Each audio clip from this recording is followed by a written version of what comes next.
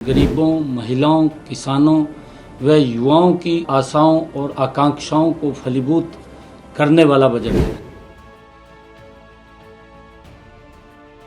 Budget में फसलों की जलवायु के अनुकूल 32 कृषि और 109 बागवानी किस्मों के लिए कृषि अनुसंधान को बढ़ावा देने पर जोर दिया गया है। प्राकृतिक खेती के लिए 1 करोड़ किसानों को मदद देने का प्रावधान स्वागत योग्य है।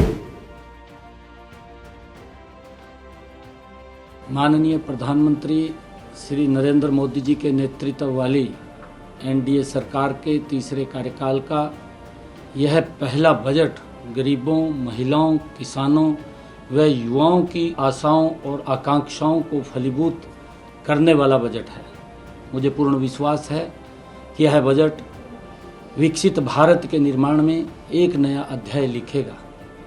मैं यह विकासोन्मुखी बजट प्रस्तुत करने के लिए माननीय वित्त मंत्री निर्मला सीतारमण जी को बहुत बहुत बधाई देता हूं। इस बजट में आने वाले वक्त में कृषि को अधिक लाभकारी बनाने, अर्थव्यवस्था को अधिक सुदृढ़ करने, औद्योगिक विकास को नई गति देकर अधिकाधिक रोजगार सृजन करने का विजन दिखाई देता है। बजट में फसलों की जलवायु के अनुकूल 32 कृषि और 109 बागवानी किस्मों के लिए कृषि अनुसंधान को बढ़ावा देने पर जोर दिया गया है। इससे कृषि प्रधान हरियाणा को बड़ा लाभ होगा। प्राकृतिक खेती के लिए 1 करोड़ किसानों को मदद देने का प्रावधान स्वागत योग्य है। प्राकृतिक खेती पर्यावरण के अनुकूल है।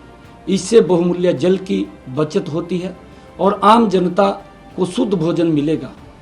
किसानों की रासायनिक खादों और कीटनाशकों पर निर्भरता न होने से उत्पादन लागत में भी कमी आएगी। बजट में दलहनों और तिलहनों का उत्पादन बढ़ाने व इनके भंडारण व विपणन को सुदृढ़ बनाने की घोषणा से हरियाणा में फसल विविधीकरण को अपना रहे किसानों को बड़ा प्रोत्साहन मिलेगा।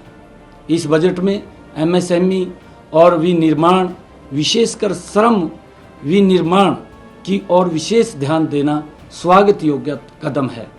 एमएसएमई के क्षेत्र में विकास के लिए विभिन्न ऋण गारंटी योजनाएं और मुद्रा लोन को 10 लाख से 20 लाख करना छोटे उद्यमियों के लिए फायदेमंद साबित होगा। बजट में रोजगार से संबंधित 3 नई योजनाओं को घोषणाओं से देश में रोजगार के नए अवसर सृजित होंगे। पहली बार रोजगार पाने वाले नवनियुक्त युवाओं को ईपीएफओ के जरिए 1 महीने के वेतन अधिकतम 15,000 रुपये का भुगतान किया जाएगा। विनिर्माण क्षेत्र में नवनियुक्त युवाओं और रोजगार देने वालों को ईपीएफओ में अंशदान के लिए प्रोत्साहित करना स्वागत योग्य है। सरकार बजट में नियोक्ताओं को ईपीएफओ को अंशदान के लिए 2 वर्ष तक 3,000 प्रति माह की प्रतिपूर्ति करेगी।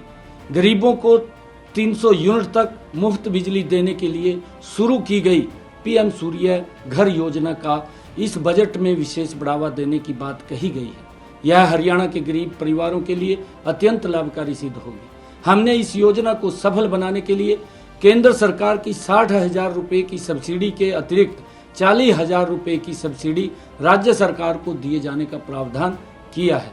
कुल मिलाकर यह बजट समाज के सभी वर्गों के लिए कल्याणकारी, देश की अर्थव्यवस्था को मजबूती देने वाला और राष्ट्र को विकास की नई बुलंदियों पर ले जाने वाला साबित होगा। मैं माननीय वित्त मंत्री श्रीमती निर्मला सीतारमण जी को यह बजट प्रस्तुत करने के लिए बहुत बहुत बधाई और शुभकामनाएं देता हूं। और मुझे ये पूर्ण विश्वास है कि पूरे देश में गरीब परिवारों के लिए प्रधानमंत्री आवास योजना के तहत इस बजट में 3 करोड़ नए स्वरूप में घर बनाने का निर्णय भी वो स्वागत योग्य है, जिससे कि आदरणीय प्रधानमंत्री जी का एक विजन है कि हर सर के ऊपर छत देने का काम हमारी सरकार करेगी। उन गरीब लोगों को इस बजट के माध्यम से वो मकान बना करके देने का कार्य भी पूर्ण होगा। मैं इसके लिए आदरणीय निर्मला सीतारमण जी और आदरणीय प्रधानमंत्री जी के इस विजन को मैं बहुत बहुत बधाई और शुभकामनाएं देता हूं। ये बजट इस देश के विकास में और गति से आगे बढ़ाने वाला ये बजट है। हर वर्ग की अपेक्षाओं के ऊपर, चाहे किसान है, गरीब है, युवा है, व्यापारी है, हर वर्ग की अपेक्षाओं के ऊपर खरा उतरने वाला ये बजट है। मैं इसकी पूरी प्रशंसा करता हूँ।